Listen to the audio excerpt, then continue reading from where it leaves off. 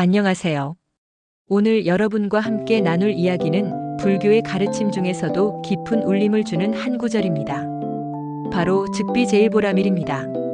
이 말의 뜻은 곧 제일바라밀이 아니다라는 뜻인데요. 언뜻 이해하기 어려울 수 있지만 그 속에 담긴 지혜는 우리 삶에 놀라운 통찰력을 제공합니다. 이 구절은 단순한 문장이 아니라 삶의 본질을 꿰뚫어보는 깊은 사색의 결과이며 우리에게 끊임없는 성찰과 깨달음을 요구하는 메시지입니다. 바라밀이란 깨달음을 얻기 위한 수행 방법, 즉 보시, 지계, 인욕, 정진, 선정, 지혜와 같은 6가지 덕목을 의미합니다. 이 중 제일바라밀은 지혜를 뜻하며 모든 수행의 근본이 됩니다. 그렇다면 곧 제일바라밀이 아니다라는 말은 무엇을 의미할까요? 이는 지혜를 얻는 과정에 대한 깊은 성찰을 담고 있습니다. 마치 끝없이 펼쳐진 광활한 우주를 탐험하는 탐험가의 마음과 같습니다. 우리는 흔히 어떤 목표를 달성하기 위해 끊임없이 노력하고 그 결과에 매달립니다. 하지만 즉비제일보라밀은 결과에만 집착하는 것이 진정한 지혜가 아님을 강조합니다.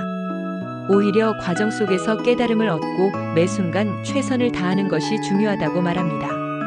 마치 아름다운 꽃을 피우기 위해 끊임없이 물을 주고 햇볕을 쬐는 농부의 마음과 같습니다.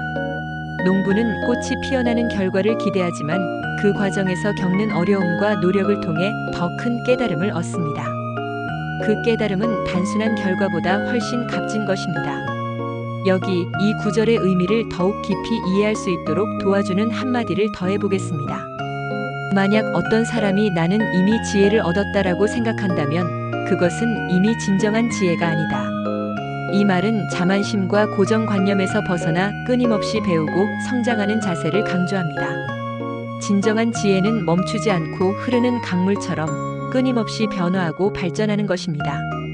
마치 끊임없이 새로운 지식을 탐구하는 학자의 정신과 같습니다. 학자는 자신이 알고 있는 지식에 만족하지 않고 끊임없이 배우고 탐구하며 더 깊은 진리를 찾아 나아갑니다. 이러한 가르침은 우리 삶에 어떻게 적용될 수 있을까요? 삶의 여러 문제에 직면했을 때 우리는 종종 좌절하고 포기하고 싶어집니다. 하지만 즉비제일보라밀의 가르침은 우리에게 용기를 줍니다. 결과에 얽매이지 않고 과정에 집중하며 매 순간 최선을 다하면 어떤 어려움도 극복할 수 있다는 것을요. 마치 고난 속에서도 굴하지 않고 목표를 향해 나아가는 탐험가처럼 우리는 끊임없이 앞으로 나아가야 합니다. 예를 들어 꿈을 향해 나아가는 과정에서 실패를 경험할 수 있습니다. 하지만 즉비제일보라밀의 관점에서 보면 실패는 끝이 아니라 새로운 시작입니다. 실패를 통해 배우고 더 나은 방법을 찾아 나아가는 것이 진정한 지혜입니다. 마치 거친 파도를 뚫고 나아가는 배처럼 우리는 끊임없이 도전하고 성장해야 합니다. 배는 거친 파도를 만나 좌초될 수도 있지만 좌절하지 않고 다시 항해를 시작합니다. 실패를 통해 얻은 경험은 더 나은 항해를 위한 밑거름이 됩니다. 이러한 가르침을 실천하기 위한 몇 가지 팁을 드리겠습니다. 첫째, 목표를 설정하고 그 목표를 이루기 위한 구체적인 계획을 세우세요. 목표를 설정하는 것은 항해를 위한 지도와 같습니다. 지도가 없으면 어디로 가야 할지 알 수 없듯이 목표가 없으면 삶의 방향성을 잃게 됩니다. 둘째, 과정에 집중하고 매 순간 최선을 다하세요. 매 순간 최선을 다하는 것은 배의 엔진을 점검하고 돛을 올리는 것과 같습니다. 엔진이 고장나거나 돛이 찢어지면 목적지에 도달하기 어렵습니다. 셋째, 실패를 두려워하지 말고 실패를 통해 배우고 성장하세요. 실패는 항해 중 만나는 폭풍우와 같습니다. 폭풍우를 두려워하지 않고 맞서 싸우면서 경험을 쌓는 것이 중요합니다. 넷째, 끊임없이 배우고 자신을 발전시키세요. 끊임없이 배우는 것은 배의 선체를 보수하고 새로운 기술을 익히는 것과 같습니다. 시대의 변화에 발맞춰 끊임없이 배우고 발전해야 합니다. 다섯째, 긍정적인 마음으로 주변 사람들과 함께 하세요. 주변 사람들과 함께 하는 것은 항해를 위한 동료를 얻는 것과 같습니다. 동료와 함께 어려움을 극복하고 기쁨을 나누면서 더 멀리 나아갈 수 있습니다. 이제 이 모든 내용을 담은 한 편의 이야기를 들려드리겠습니다. 옛날 한 젊은이가 스승을 찾아가 물었습니다. 스승님, 어떻게 하면 최고의 지혜를 얻을 수 있습니까?